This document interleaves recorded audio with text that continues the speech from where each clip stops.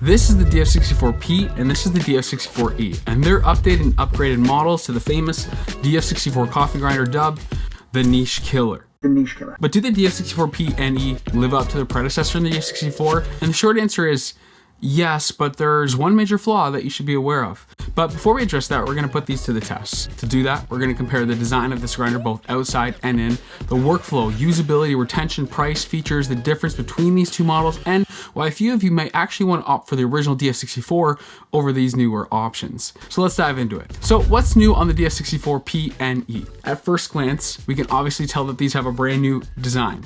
Now gone is the leaning tower appearance of the DF64 and replaced with a vertical tower. You'll also notice that the adjustment mechanism has changed. What once resembled the Niche Zero's twisting dial has been replaced with a stepless lever underneath the dosing cup that adjusts its lower burr. Now the power button has also been moved to the right side of the devices rather than underneath the dosing cup. Now I have noticed the grinder to jump or shift slightly after activating. It seems the motor's 250 watt torque is causing this, annoying to say the least. And also the power cord is on the side now as well, which is also pretty weird. Both the E and P come with wood accents that line the upper grind chamber and the bellows cap. Now, if you go for the DF64E, you're also given this optional hopper that holds up to 250 grams of coffee. It's a tinted plastic that has a shutoff mechanism right here. So for those who want to use it, it's an option, but it's not mandatory because thankfully they also provide with the bellows and lid to match the DF64P if you want a single dose. But the DF64E's biggest difference is its electronic touch interface. Now, it has 3 illuminated touch buttons on the front and a screen to display the time remaining per dose. Left and right are single dose and double shots respectively. The center is a manual control. This one is best if you're single dosing with the bellows or if you're just a control freak. And in my testing, the single and double dosing buttons are not always precise. While their timing features work really well, there are many factors like size and hopper load that will affect the amount of coffee ground in a certain amount of time. Now, my single shot fluctuated from 8.5 grams to 11.5 grams respectively. Now, both grinders also come with a dosing ring that helps eliminate mess by extending the cup closer to the chute. Now, the P also comes with a funnel extender if you want the option of doses up to 50 grams. It's this little thing right here. It looks funny.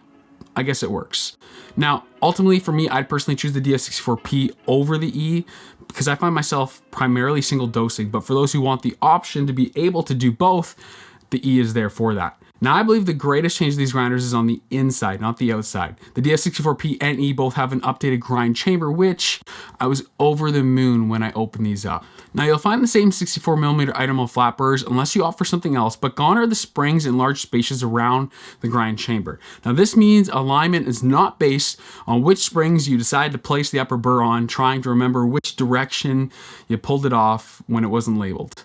But this also means that removing the burrs to clean and grinding is slightly more work, but less of a hassle. These use 2 Allen keys rather than a twist knob, which as long as you find taking 2 Allen keys off not a big deal and an easy task, it should be pretty easy for you. Now, I personally dreaded having to screw on the dial for any reason on the DF64. I personally always found the threads finicky and, if honest, just annoying. I also found alignment out of the box much better than the DF64. Lining them up beside each other, these were both better than the DF64, but these both weren't consistent against each other.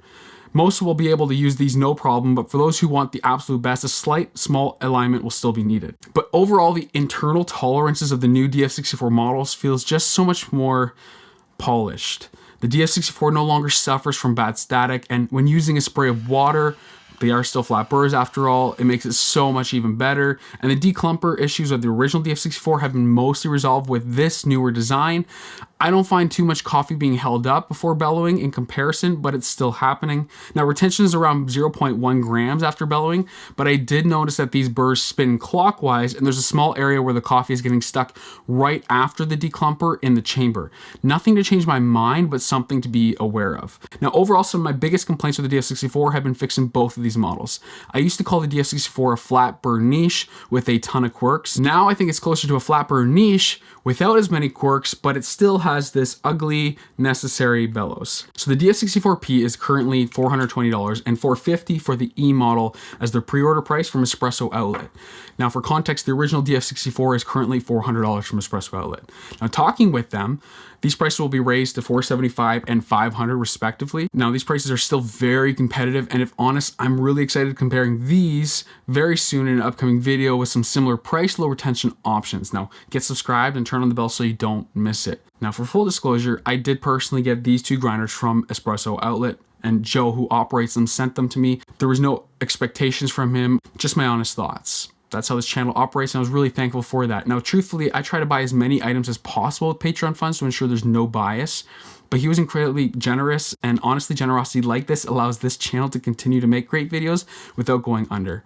It's just the honest truth. So to say thanks, I'm going to leave links to his website down below for these grinders. You don't have to use them. They're not affiliate links, but they're down there. Also, I won't be keeping these. I'll be giving both of these away to Patreon supporters to say thanks for supporting this channel. So how's the coffee it creates? Well, this is not the flaw I want to address today. We're going to get to that very shortly, but the flavor from the DF64P and E's item mills is identical to that of the DF64s. While considering most of these units will be better aligned out of the box, resulting in cleaner and higher quality cups, this isn't going to be a big upgrade from the DF64 for cup quality. So if you have one of these and you want to upgrade to one of these, don't expect a big change in your cup quality. Now, to be fair, for those who aren't aware, the DF64's item mills have been known to be a good burr. They're not the best burr on the market, and they're definitely not the worst. This is a good burr that'll create good clarity, some good sweetness in the cup, and a good burr that can do both espresso and filter coffee for most people. Now, speaking of cup quality, the greatest way to improve your coffee is not by upgrading to the latest and greatest grinder, but since coffee is 98% water, it's having incredibly consistent water, which brings me to the sponsor of today's video, which is Third Wave Water. Water is such an important part of coffee, and I see so many comments in these videos saying, no, it's overrated. I really believe in products like Third Wave Water because what they do is take demineralized water, distilled water,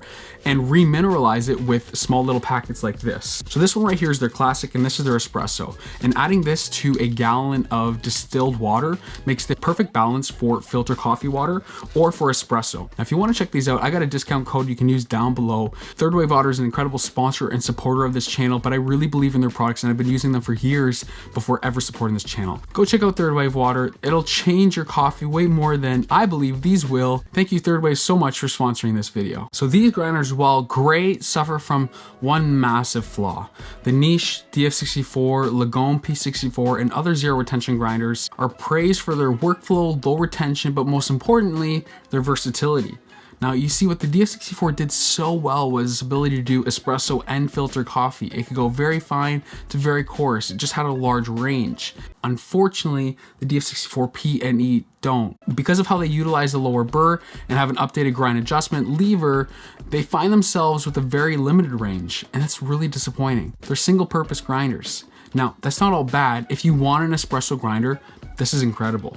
The adjustment knob is precise in making dialing in a breeze. It just lacks the range some may need. Now, to be fair, I did test it for filter coffee, and at its coarsest setting, I was able to do 20 gram V60s with a low elevation natural Brazilian. Now, this coffee has been known to need a fine grind anyway, so it worked, but the bed was slightly muddy. Now, it can work, but for limited use cases. So depending on your roast levels, it may be fine. Now, to be fair, you can adjust the grind range. So if you want to adjust it to filter coffee, you can do that, but it requires some disassembly. So I'm going to leave a link in the description to a video from Porta Keeper who covers how to do this disassembly in detail. I think outside of this one massive flaw, these grinders are the perfect espresso grinder for home. I really truly believe that the DF64P is an excellent single dosing grinder, and a grinder like this is really going to challenge a lot of grinders like the Eureka Atom. I think some cafes are going to even consider the DF64E going forward, especially those on a tight budget. So does that turn you off the DF64P and E, or is this the perfect upgrade? Be sure to like this video if you learned anything, and click this video right here to learn more about the DF64, and we'll see you guys all in the next video. Peace.